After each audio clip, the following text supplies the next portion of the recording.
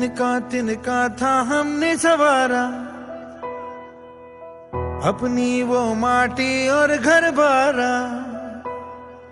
लुट रहा ये चमन अपना वतन, आंखों से अपनी लुट रहा ये चमन अपना वतन, आंखों से अपनी। संकल्प बोल के हम तो निकल पड़े, हर द्वार खोल के गगन गए विजयी भव, विजयी भव, गगन गए विजयी भव।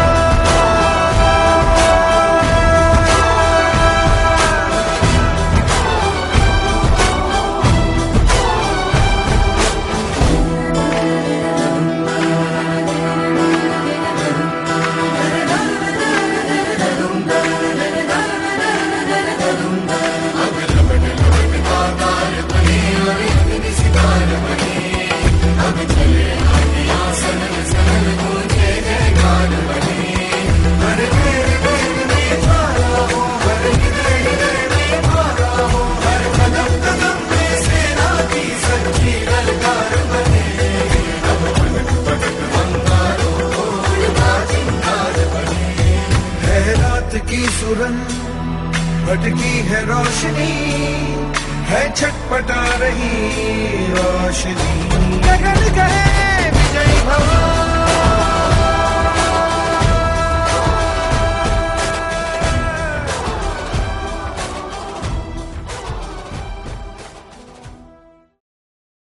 ओम शांति, ओम शांति।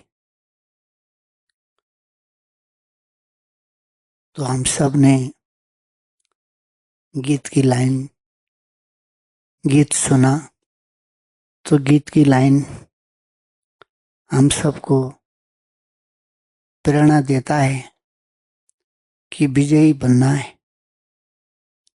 विजयी बनने का यह हम सबको अवसर मिला है। सभी आत्माएं इस संसार में आए तो अरबों की तादाद में हैं, लेकिन सभी विजयी बन के नहीं जा सकते। विजय का उनको ये कोई लक्ष्य भी नहीं है, और विजयी किस बात में बनना है, किन चीजों पर बनना है, कौन से विकारों पर बनना है, तो आगे का हमारा डेस्टिनेशन क्या है सबको पता नहीं। लेकिन आज हम सबको बाबा से जो लक्ष्य मिला है, और जो हम द्वापर से आधा कल्प से आत्मा की स्मृति खो गई थी और श्रेष्ठ स्थान से उतर गए थे, तो श्रेष्ठ स्थान से जब हम उतर जाते हैं तो यहाँ तक पहुँचते पहुँचते हम परेशान हो गए। श्रेष्ठ स्थान में रहने की इतने आधा कल्प की जो स्मृतियां हमें दुखी करता ही रहता है, क्योंकि उसका सुख, उसकी खुशी, उसका एंजॉय हम सब ने किए हुए थे। तो इसके कारण से वहां से हटने से, उस कुर्सी से छूटने से हमें जिस प्रकार की पीड़ा हुई है, तो उस प्रकार की जो पीड़ा से मुक्ति दिलाने के लिए बाबा ने हम सबको विकार के ऊपर विजयी कैसे बनना होता है, यही शिक्षा बाबा हम हर आत्माओं को देते रहते। मुरली में टोटल शिक्षा बाबा की यही रहती है कि कैसे विजय पर, विकारों पर हम जीत पा सकते। वो हर प्रकार की रणनीति बताते हैं बाबा, क्योंकि विकार तो एड़ी से चोटी तक रग रग में ठोस ठोस के भरा हुआ है। तो इन सभी विकारों का जब तक हमारे पास में ज्ञान नहीं होगा, समझ नहीं होगी, तब तक हम इस विकारों से आजाद नहीं हो सकते। तो हम जब तक निर्मल निश्चल नहीं बनेंगे, तब तक हम उस दुनिया के लायक भी नहीं बनेंगे जिस दुनिया में हम जाना चाहते हैं, जिस दुनिया में हम राज करना चाहते हैं। इसीलिए इस सभी बातों का जो रिहर्सल यहाँ पर चल रहा है, विकारों की अनेक प्रकार से हम लोग ने देखा है। जो मोटे विकार हैं, जो दिखने में आता है, समझ में आता है और हम अनुभव भी करते हैं, तो उससे भी सूक्ष्म सूक्ष्म बहुत सारे विकार होंगे जो उनका अभी तक नामांकन नहीं हुआ होगा। तो इसलिए जिन जिन का नाम रखे गए हैं उसके ऊपर फोकस है। इसलिए हम सबको पता है कि एक दिन भी हम व्यर्थ संकल्पों से, व्यर्थ विचारों से मुक्त होते तो उसका आनंद ही कुछ और होता है। उसकी खुशी, उस दिन का जो मजा, जैसे कि अतुलनीय होता है। फिर बीच बीच में विकारों का आक्रमण होने शुरू हो जाता है, कभी कहाँ से कभी कहाँ से। है तो सभी अंदर भरा हुआ है, लेकिन रिमोट तो हमें बाहर से मिलता है। इसके कारण से हम सुबह से कभी तो डिस्टर्ब होने लग जाते हैं, कोई हमें छेड़खानी कर देता है तो सोया हुआ विकार तत्क्षण जाग जाता है। तो एक बार सिस्टम बिगड़ जाता है तो सारा दिन कितना भी कोशिश करते हैं उसको पटरी पर लाने के लिए बड़ा मुश्किल हो जाता है। तो इसीलिए हम सब अनेक विकारों के अनुभवी और भुक्तभोगी तो बने हुए हैं, लेकिन कौन से विकार कब किस समय अटैक करता है, तो इसका प्रभाव कहाँ तक रहता है, कितना समय रहता है, तो इसका जड़ कहाँ है, इसका केंद्र बिंदु कहाँ है, तो हम सबको पता लगाने की जरूरत है। क्योंकि जिस चीज से हम मुक्त होने चाहते हैं उसका तो संपूर्ण ज्ञान अगर हमारे पास में नहीं होगा, जो दुश्मन की रणनीति हमारे पास नहीं होगा, तो हमारे पास में कितने भी आर्मी होंगे, पुलिस होंगे, है ना, जितने भी थल सेना, वायु सेना, जल सेना होंगे, फिर भी हम नहीं जीत सकते। इसीलिए हर एक देश के जो होते हैं वो सीआईडी को भेजते, तो गुप्तचर को भेज करके वहाँ की सारी बातों को जानकारी लेने के लिए, वो जीवन को दांव पर भी लगाने के लिए पीछे नहीं हटते। इसलिए आए दिन हम सुनते हैं कि फलाना देश का गुप्तचर पकड़ा में आया है, उसको पकड़ा गया है, तो उनकी बहुत सारी सजाएं होती उन सबको, ऐसे मार भी देते उन सबको। इसलिए दुनिया के हिसाब से तो उस तरीके से करते, लेकिन हम सबको भी बाबा ने गुप्तचर बनाया है। हमारे दिल दिमाग में, चित्त की गहराई में कौन से दुश्मन कहाँ से किस रूप में किस समय अटैक करते हैं, तो उसकी रणनीति क्या है, उसका अपना ताकत, उसकी सामर्थ्य क्या है, तो उसके साथ हमें कैसे फेस करना चाहिए और उसके ऊपर हम विजयी कैसे बन सकते हैं। क्योंकि अंदर तल में छिपे हुए विकार जब तक हम सजग नहीं होते, जागृति की अवस्था में नहीं होते हैं, तब तक हम उसको समझ ही नहीं सकेंगे। होश में नहीं होंगे तब तक हम उस सारी चीजों को जान ही नहीं सकते। तो आज हम 37वां दिन है ना, जिसको आज का जो टॉपिक है परेशान करना, तो ये लगने में तो छोटा सा शब्द लगता है, लेकिन इसका जो साइड इफेक्ट है पूरी सृष्टि पर इसका दबदबा है। पूरे अखिल ब्रह्मांड में इसने अपना परचम लहराया हुआ है, और एक छोटे से बच्चों से लेकर के बूढ़े बुजुर्ग तक इसका प्रभाव रहता है। और सारी संसार की मनुष्य आत्माओं की वस्तु स्थिति परिस्थिति अलग अलग होंगे, लेकिन इसका इफेक्ट सबको एक जैसे ही होता है। बाहर से देखने में सबके सिचुएशन अलग अलग है, लेकिन इसका इफेक्ट दुखी करना, दुखी होना भी है। परेशान माने विकारों का एक छोटा सा रूप है। दुख तो बहुत मोटा सब्जेक्ट है, तो उसके छोटे छोटे इनके अपना साथी संगी है सब, हाँ, दुखों का। तो इसके कारण से आज हम सब दुखी तो हैं इसके कारण से, लेकिन छुटकारा पाने की ट्रायल भी हम करते। मुक्त होने की कोशिश भी करते हैं। कई बार ज्ञान का इस्तेमाल करते हैं, कई बार योग का भी इस्तेमाल करते हैं, और थोड़ी देर के लिए हम इसको हटा भी सकते हैं, निकाल भी सकते हैं, थोड़ा किनारा होकर के दूरियां बना भी सकते हैं। लेकिन इसको बीच से समूल रूप से नाश करने के लिए जब तक इसके ऊपर काम नहीं करेंगे तब तक हम इसके ऊपर हम विजयी नहीं बन सकते। इसलिए इसका केंद्र बिंदु के ऊपर हमें काम करने की जरूरत है, क्योंकि ये परेशान करना, इसके बहुत सारे नुकसान होते हैं। जिस नुकसान को अगर हम देखते हैं, जो परेशान करने वाला जो व्यक्ति होता है पहले तो खुद परेशान होता है, तो फिर दूसरों के ऊपर वो अपना अपना रूप दिखाना शुरू करता है। इसीलिए हमें परेशान होना अर्थात हम सबको पता है स्वयं अपने शान से उतर जाना, और दूसरों को भी उसके शान से उतारने के लिए हम लागे रहते हैं, उसको उस रूप से डिस्टर्ब करते हैं। इसी को कहते हैं परेशान होना, परेशान करना। तो उसके बाद में इसके जो साइड इफेक्ट होंगे, तो सबसे पहले हम इस बातों को हम अपने साथ खिलवाड़ करते, पहले स्वयं इसीलिए परेशान हो जाते हैं।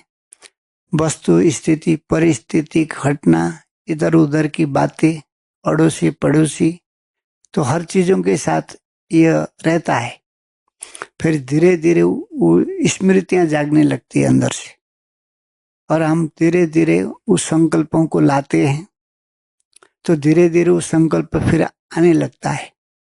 वो विचार को लाते हैं पहले, फिर वो आने लगता है, फिर वो निरंतर आना शुरू करता है। तो उसके कारण से हमारे ये बातों की आदत बन जाता है, उसका पैटर्न बन जाता है। तो फिर तो कब आता है और कब जाता है, उसका जैसे कि हमने एक फॉर्म खोल दिया है हमारे दिल दिमाग में, चित्त के अंदर, और वो कभी भी आ सकता है और कभी भी जा सकता है, क्योंकि हमने उसको खुला छुट्टी देके रखी हुई है कि तुम आ जा और मुझे जितना हो सके परेशान करके तंग करके जाना करके हमने उसको इजाजत दे करके रख दिया है। तो उसके बाद में खेल शुरू होता है। तो छोटा सा प्रॉब्लम होता है तो उसका उतना ज्यादा इफेक्ट नहीं रहता है। इसीलिए कहा जाता है जहाज में अगर छेद होगा ना तो आज नहीं तो कल वो जहाज वो डूबेगा ही डूबेगा। तो ये आसुरी अवगुण है ये, और ये छोटा सा भी होगा तो इसका इफेक्ट बाद में आकर के हमें भुगतना पड़ता है। तो इसीलिए छोटा छेद चाहे बड़ा छेद का जल्दी ज्यादा इफेक्ट दिखाई देता है। तो छोटा छेद होगा तो बाद में होना तो है, लेकिन बाद में होने से हम संभल नहीं पाएंगे, क्योंकि उस समय हमारे समय शक्ति एनर्जी सब निकल चुका होता है, हमारी उम्र निकल चुकी होगी, हमारी महसूसता की शक्ति खत्म हो चुका होगा, और हम उस स्थिति में होंगे जहां हम खटिया पकड़ने की ओर पहुंचे होंगे।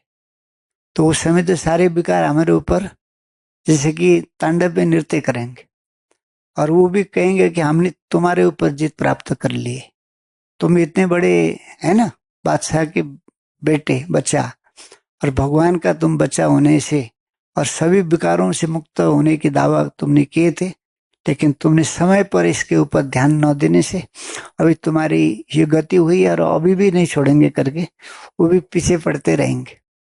इसीलिए इसके कारण से हमें सबको अपनी आत्मा की शक्ति इससे लॉस हो जाती, और आत्मा ज्यादा वाइब्रेशन छोड़ नहीं सकती।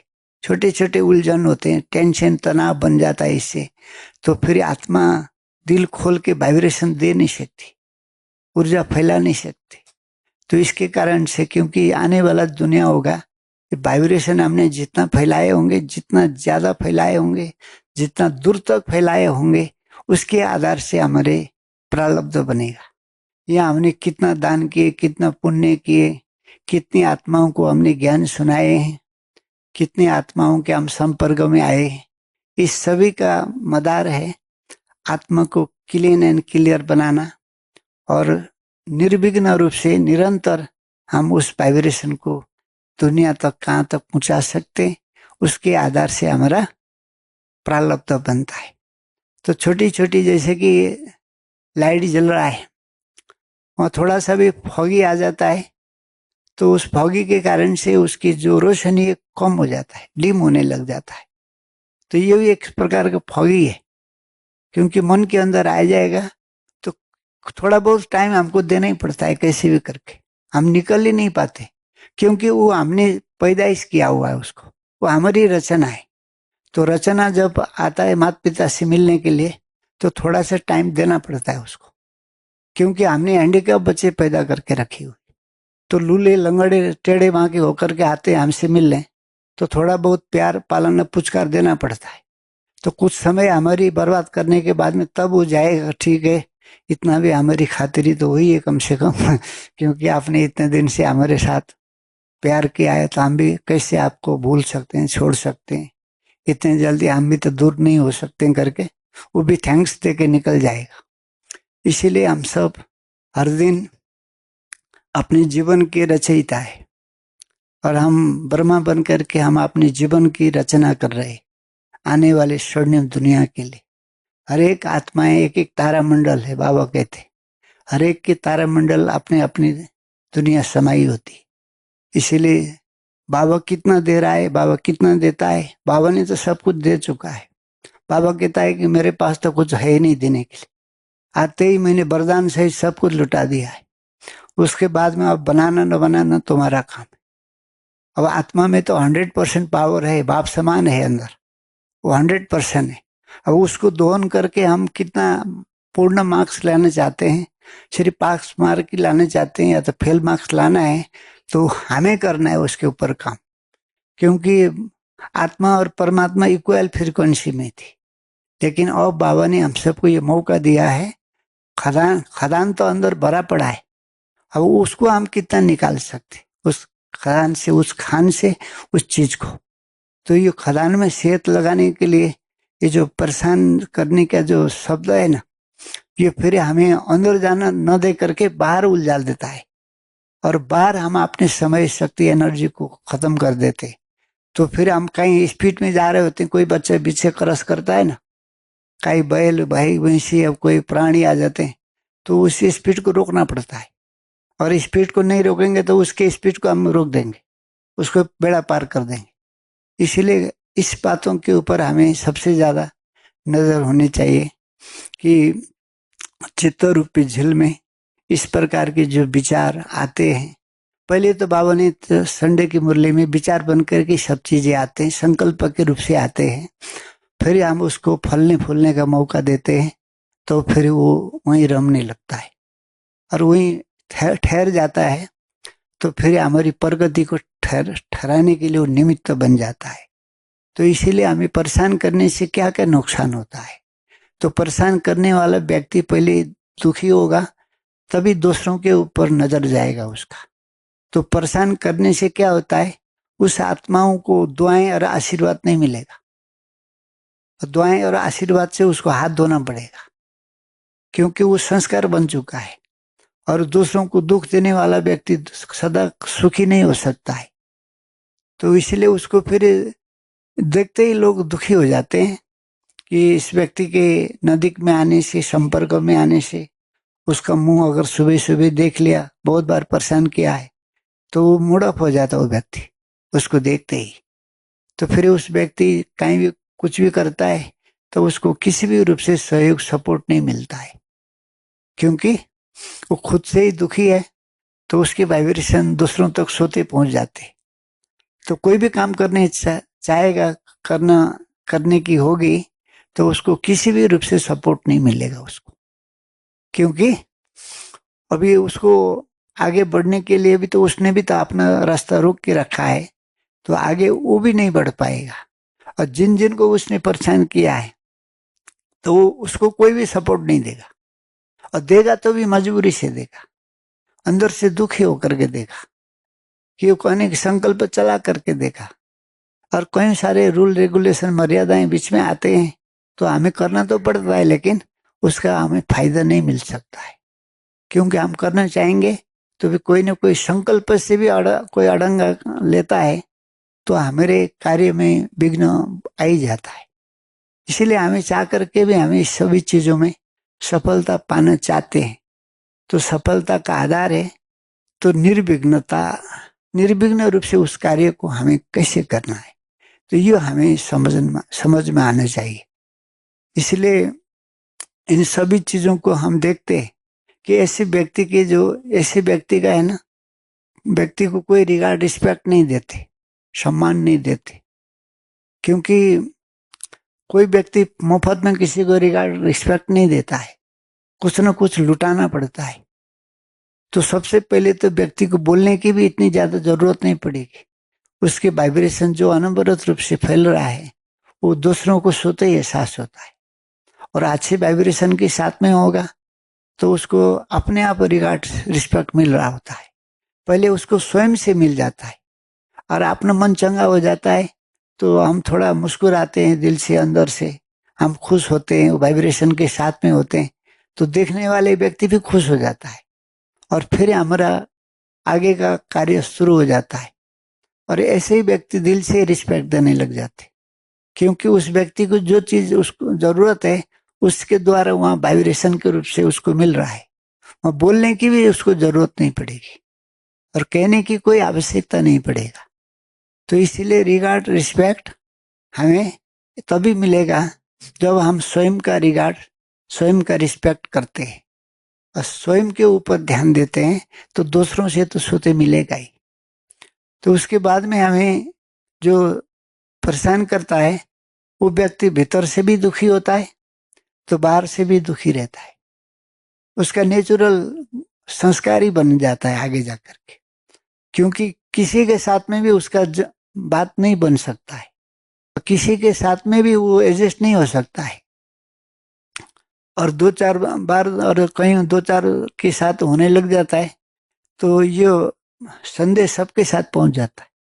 उस व्यक्ति से थोड़ा बच के रहना थोड़ा किनारा होकर के रहना, नहीं तो आपकी स्थिति कभी भी गिरा सकता है। इस तरीके से लोग फिर शिक्षा देने लगते, सावधान करने लग जाते। तो इस कारण से हमारी पहचान भी कम होता जाता है। पहचान तो होता है लेकिन एक घटिया इंसान के रूप से होगा फिर।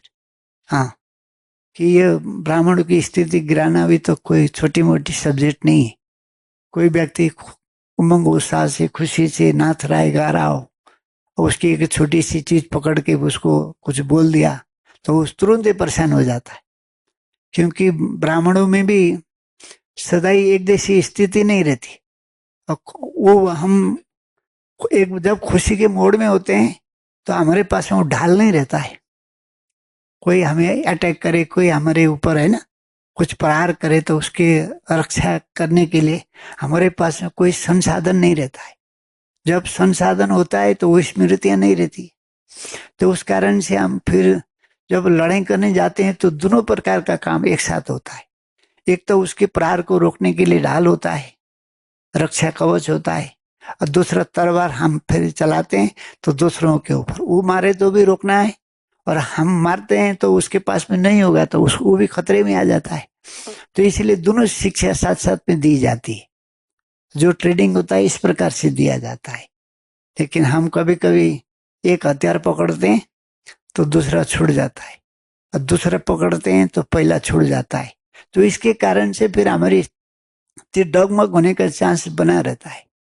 तो इसीलिए हमें चाह करके भी जो खुशी चाहिए ना तो वो खुशी हमें नहीं मिलेगा। तो इसके कारण से ज्यादा समय हम जब परेशान करते हैं और परेशान रहते हैं तो हमारी महसूसता की शक्ति धीरे धीरे खत्म हो जाता है। जो महसूसता की शक्ति जब खत्म हो जाता है तो उसके कारण से हम फिर हर चीज को नॉर्मल रूप से लेने लग जाते। हाँ, कभी ब्राह्मण संसार इतना बड़ा है, छोटी मोटी बातें तो होती रहती है, अब क्या कर सकते हैं करके हम अपने कोई है ना मलम पट्टी करने लग जाते, तो सुधार का गुंजाइश खत्म हो जाता है। सुधार का जो चांस है ना वो फिर धीरे धीरे सिमट जाता है, और वो हर दिन इस प्रकार की सम्मान स्वयं को भी देने लगता है, और उस कारण से उसकी स्थिति ऐसी धराशय हो जाता है कि 10-20 को परेशान करना तो मामूली चीज है उसके लिए। और उस हिसाब से जब उसके एक बार पैटर्न बन जाता है तो जो भी उसके नजर में आते हैं अच्छे इंसान मिलना ही मुश्किल हो जाता है उसको। अब जहाँ भी शिक्षा और सावधानी करने के लिए वो अलर्ट मोड में रहता है, और इसके कारण से अब कब किसकी स्थिति कब किस समय डाउन हो जाएगी पता नहीं चलेगा। और दो चार ब्राह्मणों की स्थिति हमने डाउन कर दिया तो उससे बड़ा दुर्भाग्य और उससे बड़ी है ना श्रापित आत्मा और दूसरा कोई हो ही नहीं सकता है। तो इसीलिए ये ब्राह्मण संसार इतना संवेदनशील है ना क्षेत्र है ब्राह्मणों का। थोड़ी सी भी कुछ होती है तो इसीलिए कहते हैं अच्छी चीजों को है ना पेन ड्राइव में रखते और घटिया चीज को दिल के अंदर छिपा के रखते, कभी भी उसको निकाल देते और वो हमको भी दुखी करता है और फिर दुखी होते ही हम दूसरों को भी शुरू कर देते। तो ये हम चाह करके हमारी स्थिति को उठा नहीं सकेंगे। हाँ, और हम दूसरा क्या गलती करते हैं, हमारी स्थिति को बिगाड़ने में हम कोई देर भी नहीं लगाते। स्थिति बनाने के लिए घंटों घंटा लगाते, लेकिन बिगाड़ने में लिए ज्यादा टाइम नहीं देते हम। एक आध मिनट के अंदर अंदर हम ऊपर से नीचे तक धड़म से आ जाते। फिर उस हालत में पहुंच जाते हैं जब एक एक बातों का हमें खबर नहीं रहता है और फिर पश्चाताप होने लगता है, आत्मग्लानि होने लगता है कि स्थिति बनाने के लिए हमने इतना समय दिया था तो बिगाड़ने के लिए हमने कुछ भी समय नहीं दिया उसके लिए। थोड़ा सा किसी को देखा, किसी बातों को सुना तो हमारी स्थिति गड़बड़ हो गई। तो इसीलिए स्थिति के ऊपर हम ध्यान नहीं देते। जब तक हम अपनी स्थिति को नहीं बचाएंगे तो स्थिति आगे जाके हमें नहीं बचाएगा। तो अभी स्थिति को बचाने की आवश्यकता है, अवस्था को बचाने की आवश्यकता है, क्योंकि उसको भी पालन पोषण करना पड़ेगा, हरण वरण करना पड़ेगा। जब तक पेड़ छोटा होता है तब तक उसकी बाउंड्री लगाना, उसको ध्यान रखना, उसको खाद जल है ना और सब प्रकार की सुविधा देना पड़ता है। जब तक वो बड़ा होकर के अपने आप उस धरती से पानी खींचने का, खाद खींचने का सामर्थ्य न आए तब तक करते रहना पड़ता है। जब बड़ा हो जाता है तो फिर वो हमें पालन पोषण करेगा, हमारा हरण वरण करेगा। हजारों पंछियों को रहने का आशियाना बन जाता है वो पेड़, और हजारों आत्माओं को दिल को तृप्त कर देता है। तो स्थिति भी हमारी ऐसा ही। तो दिन रात हम उसी को बिगाड़ना और बनाने में लगे रहेंगे तो फिर हम आगे नहीं जाएंगे। इस फूलों की फीलिंग करने की जो बीमारी हो जाती और हम बार बार उसी चीज में आते जाएंगे और आगे पीछे। इसीलिए कहते 9 दिन चले 2.5 कोस बोलते चलते रहे, इतने साल हो गया लेकिन कुछ परिवर्तन नहीं आएगा, क्योंकि महसूसता की शक्ति जब खत्म हो जाती है तो आगे कैसे बढ़ना वो भी भूल जाते। हमारा मंजिल इतने हो गए करके उसी एरिया को हम मान लेते हैं, ठान लेते हैं और उसी में अटक जाते हैं। इसीलिए इस सारी चीजों में हमें जब तक अंडरलाइन नहीं करेंगे तब तक हमारी स्थिति कभी उठ नहीं सकेगा। इसीलिए हम फिर सबके आगे दिल खोल के बात नहीं कर सकेंगे। कोई भी व्यक्ति हमारे साथ नहीं देगा और लोग असंतुष्टता का माहौल बना के रखेंगे हम, क्योंकि हमें देखते ही लोग मूड ऑफ होंगे। वहां कहीं कुछ काम के लिए वो आ गया हो बीच में, वो दूर से देखेंगे इसको बुलाया होता तो हम नहीं आते थे, है ना, इसको आगे रखा क्यों तुमने है ना, इसको स्टेज पर ही बैठा दिया, क्योंकि कितनों के ऊपर उसने इस प्रकार के परेशान करते करते एक माहौल जो बना दिया है, तो उसके कारण से लोग दुखी होंगे। तो फिर व्यक्ति असंतुष्ट होना माने क्या है, उसका जो फ्लो वाइब्रेशन का चल रहा था उसको हमने कट ऑफ कर दिया और फिर जिस भाव में उसको बहना चाहिए था उस भाव में वो नहीं बह सकता है। इसीलिए बीच बीच में कटिंग चलती रहती है उस बातों को, बीच बीच में हम उसको छांटने कटने का काम करते रहेंगे। तो इसके कारण से उसको देखते ही लोग घबरा जाते हैं। अगर पोस्ट पोजीशन में होगा परेशान करने वाला व्यक्ति, वो डरेंगे, घबराएंगे, अरे ये व्यक्ति अचानक उसके आगे आ गया है, तो उसको डर लगने लगेगा कि कहीं हमारे ऊपर ऐसा ना हो जाए, है ना, कुछ हमारी कमी कमजोरी लेकर के कोई इसमें बदला लेने की भावना न जाग जाए। इसलिए ये सभी चीजें आज इस संसार में एक प्रकार का विकृत रूप है मनुष्य के जीवन में। तो इसीलिए ये सारी चीजें जब तक हमारे जीवन में होगा तो हम किसी भी रूप से अपने आप को बचा नहीं सकेंगे। तो और फिर उसके बाद में पश्चाताप भी करते रहेंगे। वो पश्चाताप भी बीच बीच में होता है, क्योंकि जब मन बुद्धि शांत होता है ना, तो उस समय विवेक जाग जाता है, अंदर का विवेक आवाज देने लगता है, और फिर उसके ऊपर ही वो अटैक कर देता है। और कभी न कभी तो सभी आत्माएं महसूस करते हैं अपनी स्थिति अवस्था के ऊपर, उनका कभी न कभी नजर आ ही जाता है। क्यों? क्योंकि भीतर की जो चेतना है ना, वो पूर्ण चेतना है, और बीच में हमने अनेक प्रकार की बाउंड्री खड़ा करके उस चेतना को आजाद होने नहीं दिया है। तो बीच बीच में उसके ऊपर वो अटैक करते रहेगा। तो उस समय वो पश्चाताप का शिकार होगा, आत्मग्लानि से भर जाएगा। इतने सालों से मैं इस ज्ञान में चल रहा हूं, लेकिन मेरे जीवन में कोई परिवर्तन नहीं है, और जो करने के लिए मैं आया था यहाँ पर, ये मेरे से नहीं हो पाया। तो एक छोटी छोटी आदतों के कारण से उस संस्कार तो स्ट्रांग बन चुका है, अब उसको निकालना हटाना एक कोई मासी का घर नहीं है ना। तो इसीलिए आज हम सब देखते भी हैं, अनुभव करते भी हैं, और कई सारी आत्माएं तो एजेड हो चुकी उसी प्रॉब्लम के कारण से, अब रियलाइज करने की सामर्थ्य खत्म हो चुकी। तो इस कारण से अब ड्रामा के ऊपर है ना अपना पिटारा खोल करके उसको ठप्पा लगाने के सिवाय कुछ चारा बचता ही नहीं। क्योंकि अब रियलाइजेशन का जो चैप्टर होता है 60-65-70 साल के बाद में नहीं हो सकता है। भाग्य तो ब्रह्मा बाबा का है कि 60 साल में शिव बाबा आकर के पूरे जीवन को आमूल परिवर्तन, समूचा परिवर्तन, विश्व ब्रह्मांड के परिवर्तन के लिए बाबा ने चैलेंज कर दिया, और संपूर्ण शिव बाबा समान बन के शिव ब्रह्मा बाबा गए।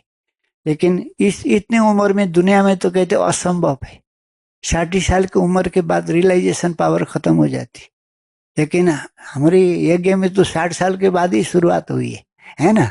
तो इसीलिए ये हम सबके लिए एक मौका भी है, और हम चाहे तो अपने ऊपर फोकस करके इन सभी परेशानियों से, इस सभी विकृत माया की चाल से हम निकल सकते हैं और अपने आप को बचा सकते हैं। लेकिन ये समय पर अगर हम नहीं करेंगे तो आगे जाकर के ये समय बहुत स्पीड से आगे बढ़ रहा है, तो आगे और भी हजारों प्रकार की चुनौती आने वाली है। तो उस समय हम रिवर्स गैस लगा करके ये छोटे छोटे कमी कमजोरियों को हटाने के लिए, है ना, छोटे छोटे कमी कमजोरियों को हटाने के लिए हमारे पास टाइम भी नहीं होगा, और टाइम होगा तो भी ये मामूली समझ के रखते हैं हम सब।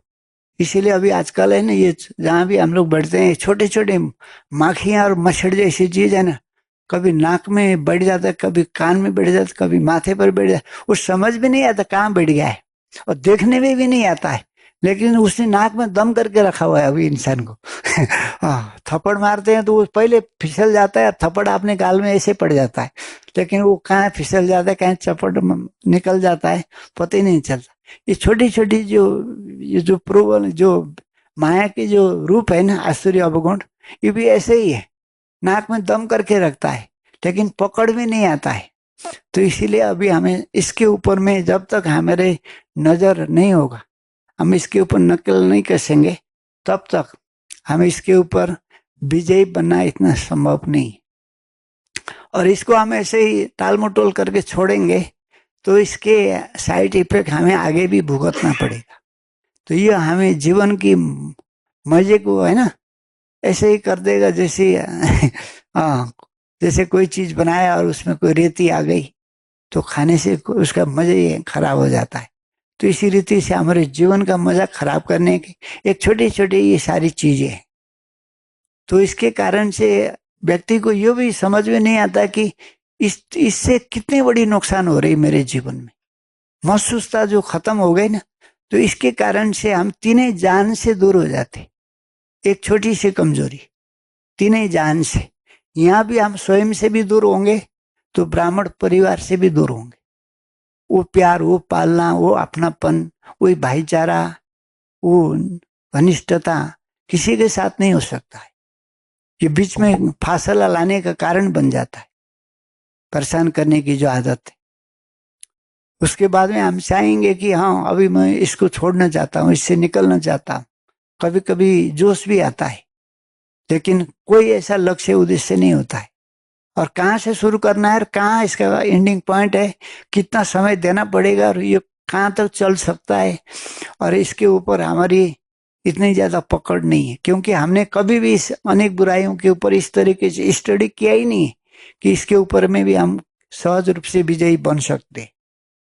तो इसके कारण से लाखों करोड़ों आत्माओं की जीवन बर्बाद भी हुआ है, ये परेशान होने से और परेशान करने से। करोड़ों आत्माएं दुखी आज संसार में, क्योंकि कोई ना कोई तो सबको मिल ही जाते, और कहीं ना कहीं से इसके चपेट में आते ही, और चाह करके भी कोई छूटना चाहे तो भी छूट नहीं सकता है, क्योंकि इसके कारण से हिसाब किताब बनता भी है और पहले से बना हुआ भी। तो इस राज और रहस्य को जब तक हम नहीं समझेंगे और इसके साथ हम काम नहीं करेंगे, तो हजारों लाखों आत्माएं आज इस संसार में इसके शिकार हुए हैं। तो ये अब काम तो ब्राह्मण के सिवाय दुनिया में कोई नहीं कर सकता है, और ब्राह्मण ही सुधर जाएंगे और ब्राह्मण ही इस बातों के ऊपर ध्यान देंगे, और इस बातों से अगर आजाद होंगे तो ये वाइब्रेशन संसार के हर एक आत्माओं तक पहुंचेगी और सभी आत्माओं को राहत मिलेगा, क्योंकि पूर्वज आत्माएं ही इस प्रकार की कमी कमजोरियों के शिकार हुए हैं। तो बीच में आई हुई आत्मा, अभी अभी आई हुई आत्माएं, तो उनका तो कोई दोष नहीं। हमने पहले से भूमि बना के रखे तो वो आकर के एंट्री कर ली और उसके वाइब्रेशन वातावरण में चपेट में वो आ ही गए। हमने पहले से धुआं फैला के रखा, आग जला के, ठीक से आग जली नहीं, और उस अंदर घुसेगा तो कोई भी लपेट में आ ही जाएगा ना। तो पूर्वजों के ऊपर बहुत बड़ी जिम्मेवारी रहती, और ये परेशान करने की जो अवगुण है ना, इस संसार के लिए एक बहुत बड़ा अपवाद है संसार में, पूरे ब्रह्मांड के लिए। क्योंकि ये अपवाद आज किसी को भी शांति से जीने नहीं दे रहा है, और इस प्रकार से हम अनुभव करते हैं कि इससे होने वाली नुकसान से, इससे होने वाली जो साइड इफेक्ट से हम बचना चाहते। बचना सबका लक्ष्य रहता है, और सभी का यही रहता है कि इन सभी बुराइयों से मुक्त हो, एक ब्राह्मण जीवन का सच्चा सुख, सच्चा शांति, सच्चा आनंद का अनुभव करे। टोटल ब्राह्मण संसार का यही एक ही लक्ष्य रहता है। लेकिन जाने अनजान में सारे दिन भर में कब किस समय वो इंटरफेयर करता है, और कब किसके दिल दिमाग में सवार हो जाता है, और कितनों को लोहल्यान करता है, घायल करता है। तो फिर ये तो हम रात को समीक्षा करने में बैठ जाते हैं। कभी तो ये भी फुर्सत हम सबको नहीं मिलता है, क्योंकि जब तक एनालिसिस नहीं करेंगे, अपने ऊपर ध्यान नहीं देंगे, और सारे दिन भर में हम चार्ट को नहीं देखते, अमृत वेले से लेकर रात तक हमने कितनों को परेशान किया, कितनों को दुखी किया, और कौन कौन व्यक्ति इसके घेरे में आए, हमें खुद ही अलर्ट होना पड़ेगा। दूसरे और तीसरे हमें कुछ भी नहीं कर सकेंगे, और दूसरे तीसरे थोड़ा से इशारा कर सकेंगे, लेकिन करना तो खुद को ही होता है। जब तक हम खुद इसके ऊपर नजर अंडरलाइन नहीं करेंगे, तब तक इस छोटी सी बुराइयों से, इस छोटी सी अवगुणों से, हम मानते तो छोटा है लेकिन पूरे हमारे लंबा यात्राओं को बिगाड़ देता है। और कहते हैं एक बड़ी, है ना, एक बड़ी इंजन के साथ चलने वाला गाड़ी, एक छोटा सा नोट ढीला हो जाता है, स्क्रू ढीला हो जाता है, पूरे गाड़ी को खड्डे में डाल देता है। तो इसी रीति से हमारे जीवन की भी ये हालत होने वाली आगे जाकर के। हम उस तरीके से अनुभव नहीं कर पाएंगे जिस तरीके से हम चाहते। जितना होना चाहिए उतने में फर्क पड़ जाता है। तो इससे हम कैसे बच सकेंगे, इस बुराइयों से? इतना बड़ा जो अवगुण है ये परेशान करना, तो इससे हम बच कैसे सकते? तो इसके लिए हमें काम करना पड़ेगा। क्योंकि काम करना माने क्या है कि सबसे पहले तो हमें सोमान में रहना होगा, क्योंकि ये शान है ना, परेशान पीछे शान है। और परे माना दूसरों को परेशान, दूसरों को दुखी करना माना इसको परेशान कहा जाता है। ये परिस्थिति भी बोलते हैं, परे से आने वाला, और परे से आने वाली स्थिति है। तो हम परेशान करते हैं, तो अभी परेशानी को खत्म करने के लिए सबसे पहले हमें सोमान में रहना होगा। इसीलिए बाबा कहते हैं पोजीशन में रहेंगे, श्रेष्ठ पोजीशन में रहेंगे तो कोई अपोजिशन करने वाला नहीं होगा, और किसी से भी अपोजिशन नहीं होगा, है ना।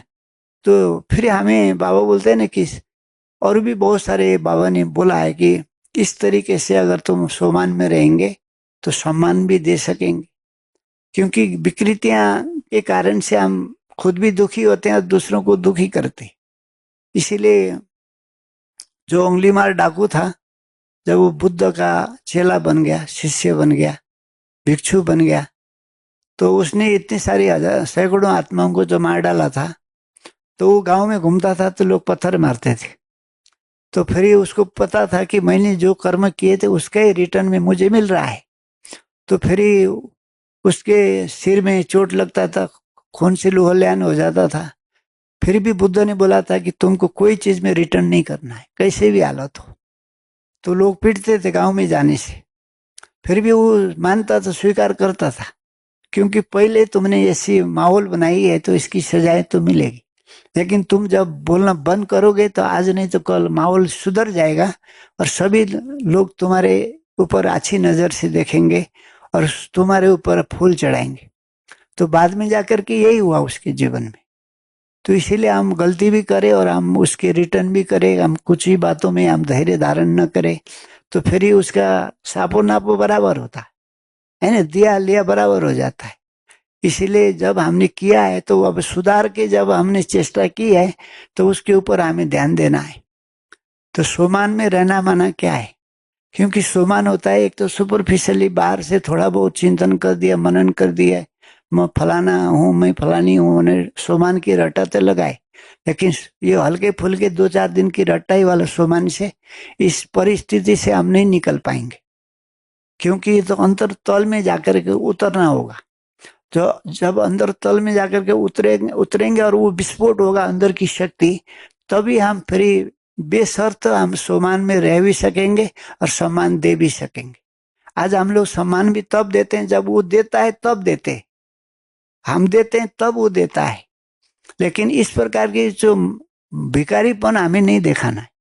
कोई दे चाहे न दे, हम देने की सामर्थ्य से संपन्न बने।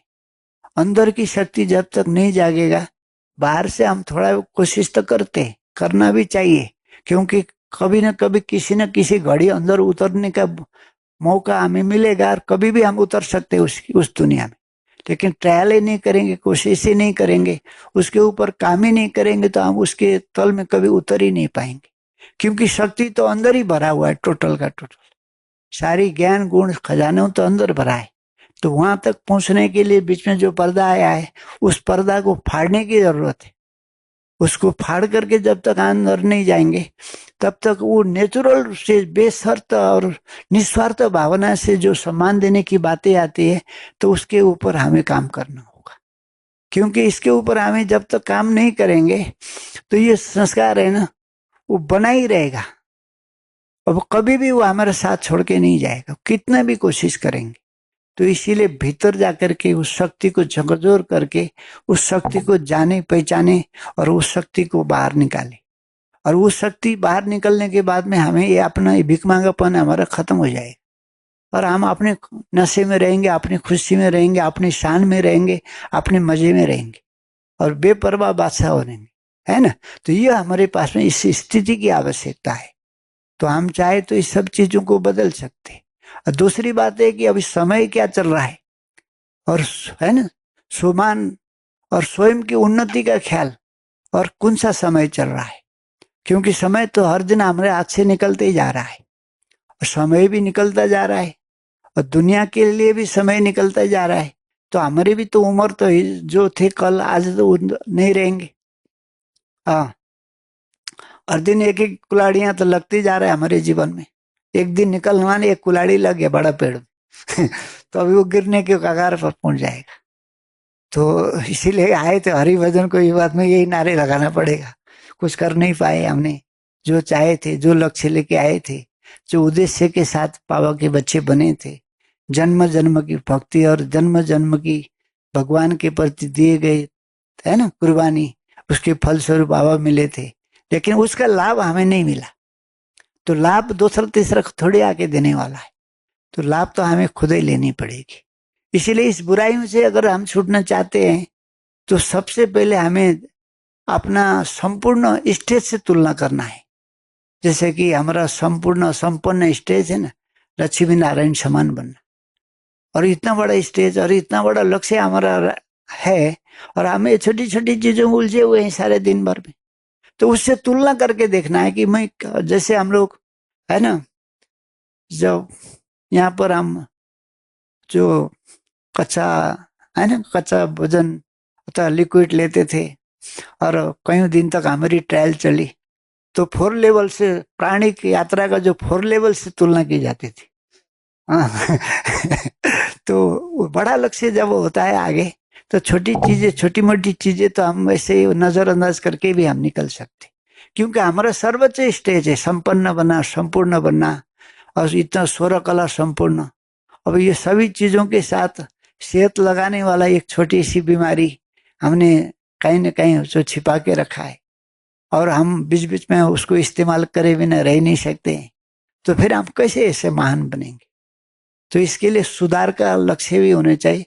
छोटे छोटे सुधार से हमें शुरू करना पड़ेगा, और एक छोटी सी सुधार भी अगर हमने कर ली है ना, तो 1 डिग्री भी हमने प्लेन, चलते हुए प्लेन को 1 डिग्री के मोड में थोड़ा उसको टर्न कर दिया, जो जैसे कि दिल्ली से बम्बई जाने वाला जो प्लेन होगा ना, बम्बई नहीं पहुंचेगा, वो कहीं मॉरिशस पहुंच जाएगा।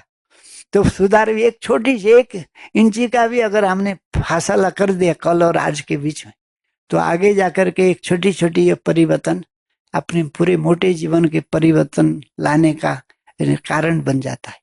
तो शुरुआत ही नहीं करेंगे तो कैसे होगा फिर? तो और साल भर में भी अगर हमने उसका सार अगर समीक्षा करके देखे कि साल भर में हम 1% भी सुधरे हुए नहीं, और संस्कार और जकड़ गया है हमारे साथ में, स्वभाव, संस्कार, आदतें, तो फिर हम आजाद होने के लिए आए थे, है ना, बर्बाद हो रहे होते। हमें पता ही नहीं रहता है कि हमने साल भर क्या किया है। हाँ, दूसरों को जगाने के लिए आए थे, हम खोए सोए हुए, रूटीन के अनुसार जागे, घूमे फिरे, सारे दिन निकल गया, लेकिन हम अंदर से तो जागे नहीं है ना।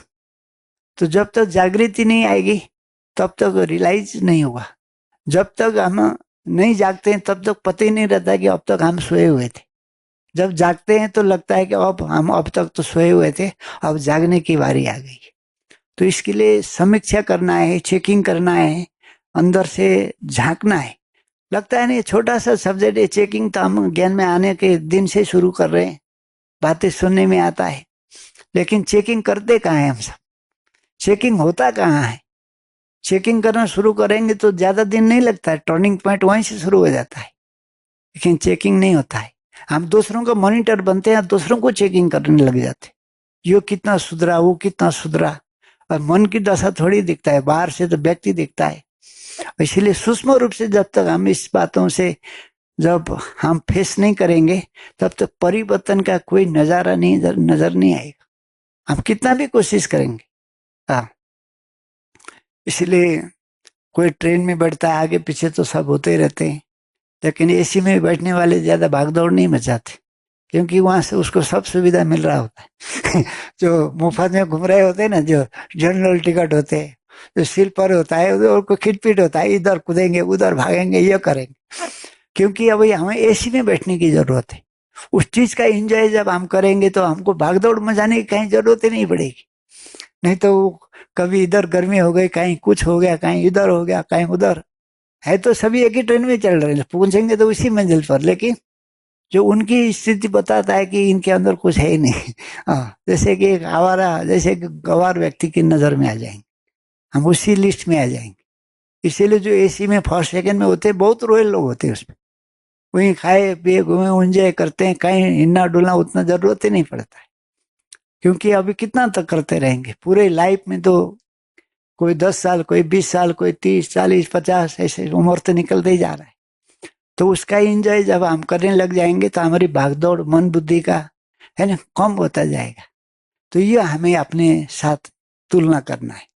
तो इसके लिए हमें और भी बहुत काम करना पड़ेगा, क्योंकि किसी को कमी कमजोरी अचानक दिखा देंगे ना तो वो हमारे ऊपर हावी हो जाएगा, क्योंकि वो छोड़ेगा नहीं हम सबको। तो शुभ चिंतक बनना पड़ेगा एक आपस में ब्राह्मणों को, और मेरी कमी वो बता दे तो भी कोई हर्जा नहीं, मैं उसको आत्मसात करे, और हम भी उसको बता दे कि तुम्हारे पास ये है, इसके कारण से लोग दुखी है, परेशान होते हैं, और तुम्हारी दुआएं आशीर्वाद खत्म हो रही है, तुम्हारा इमेज खराब हो रहा है। इस तरीके से बता देंगे ना। कभी कदा इतने हमें हावी हो जाते हैं और ये सभी बातों को पीछे मुड़ के देखने की हमारे पास टाइम भी नहीं रहता है और विवेक काम करने बंद कर देता है। तो इस तरीके से अगर एक दूसरों को ब्राह्मण सपोर्ट करे ना दिल से, नदी दूर से अचानक भीड़ में अगर हम बता देंगे तो वो फिर हाथ पाँव धो के लगे पीछे पड़ जाएगा। इसीलिए ये काम हमें नहीं करना है कि कोई सुधरने चाह रहा है लेकिन वो कमी कमजोरी की महसूस भी करता है, छोड़ नहीं पा रहा है, निकल नहीं पा रहा है, तो हम उसको बता दे प्यार से और उसको भी बता बोले पहले कि तुम भी मेरा बता दे, है ना। तो दोनों एक आपस में लेन देन करते हैं तो फिर इस सुधार में, है ना, बहुत जल्दी हम गैलप कर सकते। नहीं तो चाह करके भी हम जितना भी कोशिश करेंगे हम इससे मुक्त नहीं हो सकेंगे। इसीलिए ये हम सबको ध्यान रखना पड़ेगा। ये हम जितना भी चाहे कि हमारे स्थिति, हम आज 2-4 दिन भट्टी योग करेंगे, मौन में बैठेंगे, योग करेंगे, वो करेंगे, मधुबन जाकर के अच्छी स्थिति बना करके आ जाएंगे, अनेक लक्ष्य हम रखते हैं। लेकिन जो गुत्थी का जहां से बंधा हुआ गांठ हो गया है उसको खोल ही नहीं पाते। कहाँ जाकर के गांठ हो गया है उसको हम खोल नहीं पाते हैं तो समस्या को सुलझा भी नहीं सकेंगे। हाँ, फिर तो वो चीज इतना भी कोशिश करते हैं जो जैसे पानी का जो नलका होता है, जो पाइप होता है जो प्लास्टिक का, थोड़ी सी भी वहां गांठ आ जाता है, आठी आ जाती है ना, तो पानी आगे बढ़ ही नहीं सकता है और पानी बूंद बूंद होकर के निकलता है। हाँ, तो फिर जितना समय में जो पानी वहां पहुंचना चाहिए था, भरना चाहिए था, तो वहां अटका हुआ रहता है। तो वो सब गांठ खोलना है हमको और पानी निरंतर रूप से धारावाहिक रूप से हमारे दिल दिमाग से, है ना, इस प्रकार की विचार हमारे साथ चलते रहेंगे। तो नहीं तो हम पूर्ण एनर्जी को ब्लॉक करके रखे हुए, तो एनर्जी जहां भी ब्लॉक होगा वहां विस्फोट होगा और फिर बाद में ये हम सब पश्चाताप के शिकार बनेंगे और हम चाहेंगे कि इससे हम मुक्त हो जाए, इससे हम छुटकारा हमें मिले।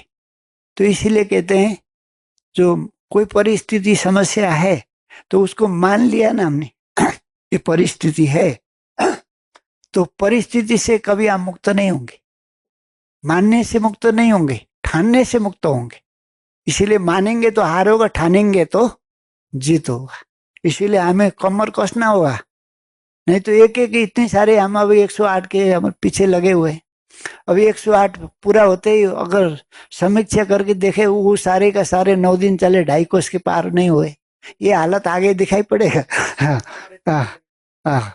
इसीलिए ये सभी चीजों के साथ में, क्योंकि काम तो करते हल्के में छोड़ देते हम, और इसके ऊपर कैसे काम करना है तो इसकी गहराई में हमें उतरना होगा। क्योंकि गहराई में उतर के जब तक हम इस गहराई से इस बातों के ऊपर अवलोकन नहीं करेंगे ना, तब तक वो तो टस का मस नहीं होगा। हिलने की चक्कर हिलेगा भी नहीं, उसको तो झूला में झूला रहा है, उसको एंजॉय होगा फिर। अच्छा मेरे पीछे पड़े हुए देखो, अभी वो कहीं ना कहीं रूप बदल देगा वो। थोड़ा सब कुछ छोड़ के वो ढीला पड़ जाएगा। लास्ट में जब हम उस तरफ से नजर हटते ही वो उसी मोड में, उसी बहान में वो एक्टिव हो जाएगा। इसीलिए हम सबको यही लक्ष्य और यही उम्मीद रख करके इतने सारे एपिसोड चल रहे हैं, तो इसके ऊपर फिर से काम करने की जरूरत है। पहले भी हमने कई सारी बातों के ऊपर, है ना, ध्यान दिया है। ऐसे तो धीरे धीरे कमी कमजोरी निकलता जाता ही है, लेकिन हमको पता चले कि निकल गया है, हमसे दूर हो गया है, और उस जगह पर कोई अच्छे गुण, अच्छी विशेषता खूबी हमने डाली है।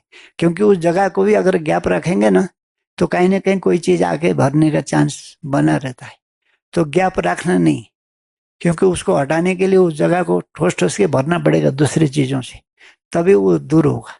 तो इसलिए हमें चिंतन के बीच चांस जो मिलते हैं, कोई चीज मिलता है, टॉपिक मिल जाता है, तो फिर कभी कभी नींद भी फिट जाती है, कभी हमारे, है ना, चिंतन के वैसे भाव विभोर होकर के चिंतन भी हमारे साथ देता है कभी कभी। तो उस दिन लगता है कि चिंतन हमने किया ही क्या है। जब टॉपिक मिलता है तब मुश्किल से करते हैं, उसके बाद हम ऐसे ही ढीले ढाले पड़ जाते हैं। हाँ, शांति मिल जाती। जैसे कि अभी तो हमने ऐसे ऐसे घोड़े बेच करके सो गए ऐसे लग जाता है, हम लंपट हो जाते हैं। फिर ये चीजें हमारे बाबा ने तो, ब्रह्म बाबा ने तो इतनी चिंतन की होगी जो जिसके कारण से तीसरा नेत्र खोलने में सबसे ज्यादा मदद मिलता है। अगर तीसरा नेत्र खोलना है, आत्मा को संपूर्ण बनाना है, तो बिना चिंतन बिना मंथन ये काम नहीं होगा। सिर्फ योग लगाने से कुछ नहीं होने वाला है। योग के साथ में सभी सब्जेक्ट साथ साथ में चाहिए। इसीलिए हमारा तो ये ज्ञान का योग है, ज्ञान के साथ साथ में योग भी चाहिए। इसीलिए बाबा पहले कहते हैं, मुरली में आता है ना, सवेरे सवेरे उठ करके विचार सागर मंथन करो। तो बाबा से मैं चिढ़ता था, लड़ता था, सुबह सुबह उठ के आपको याद करो, मैं विचार सागर मंथन करो, इसको सब्जेक्ट अलग मान के रखा था। तो लेकिन अभी हम इसको साथ में समावेश करके इसका एंजॉय भी कर रहे हैं, अच्छा लगता है। और कुछ बातें दिखाई भी देता है, कुछ बातें चेंजेस होते हुए नजर आता है। तो इसमें खुशी है, आप सभी हम सब मिलकर के कर रहे हैं। तो हमें सबका आगे का प्रगति दिन दोगुना रात चौगुना हो, है ना, यही शुभ संकल्प के साथ हम आगे बढ़ते रहे। ये हमारा शुभ संकल्प हो मन में, दिल में, कि कुछ मिले, कुछ मिलना ही है। क्योंकि लक्ष्य स्ट्रांग नहीं होगा तो प्राप्ति भी कम होगी। तो अच्छा, ओम शांति।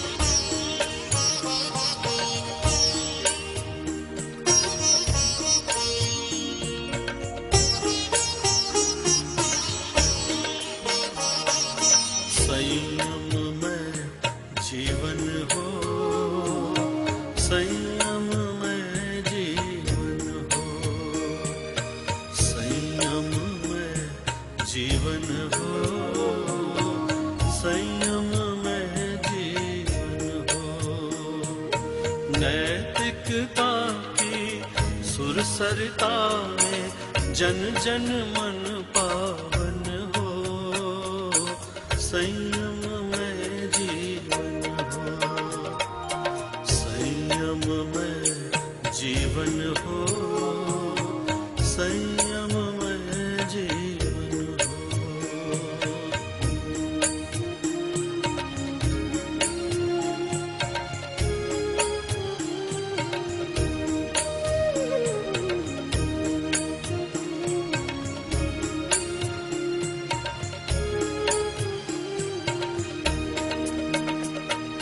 अपने से अपना अनुशासन जीवन की परिभाषा,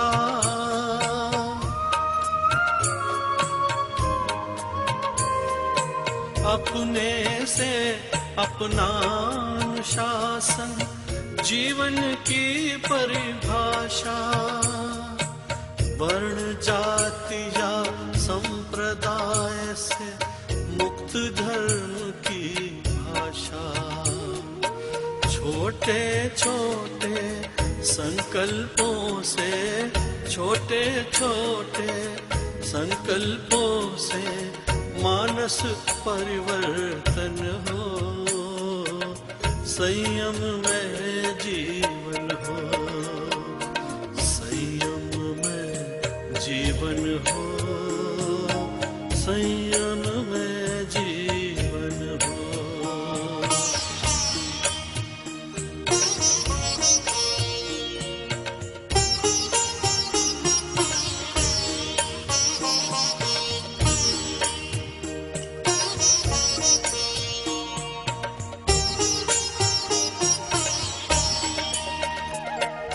मैत्री भाव हमारा सबसे प्रतिदिन बढ़ता जाए, मैत्री भाव हमारा सबसे प्रतिदिन बढ़ता जाए, समता सह अस्तित्व समन्वय नीति सफलता पाए, शुद्ध साध्य के लिए नियोजित, शुद्ध साध्य के लिए नियोजित मात्र शुद्ध साधन हो, संयम में जीवन हो।